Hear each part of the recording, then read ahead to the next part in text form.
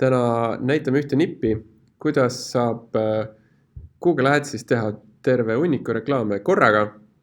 See on ainult üks asi, mida saab teha Google Ads editoris niimoodi,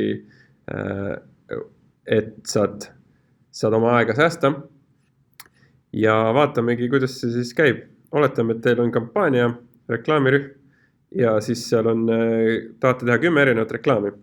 Kui te nüüd teeksite neid ükshaaval, siis peaksite kõigepealt siia sisestama kõigepealt siis URL-i, kuhu ta tahate suunata inimesi, siis panete siit headline'i, siis panete siit teise pealkirja, mul on need juba siin valmis tehtud, siis panete siit kolmanda ja siis võtate siit selle kirjelduse, panete siit selle sisse, siis võtate teise kirjelduse, panete siit selle sisse, siis võtate veel selle path 1 reklaamist, panete siia sisse, siis võtate path 2, panete siia ja siit juba tuligi ilusti üks reklaam välja.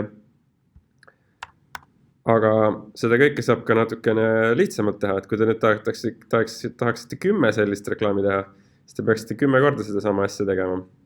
Aga näiteks, kui teil on Excelis see kõik olemas, siin on ütleme see märksõna, mis on teie jaoks kõige olulisem, tahate seda ka pealkirja panna, siis saate siit võtta reklaamid ja õigemini me saame isegi siit niimoodi teha, et tõmbame siit selle teksti siit alla. Meil on nüüd olemas 9 reklaami.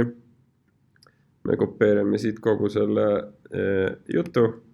Lähme Google Ads editori, paneme siia reklaamidesse, make multiple changes, copy paste ja process finish your review. Ja nüüd meil on olemas siin ka juba uus kampaania, et isegi seda kampaania tegemise oleks saanud siin ära teha.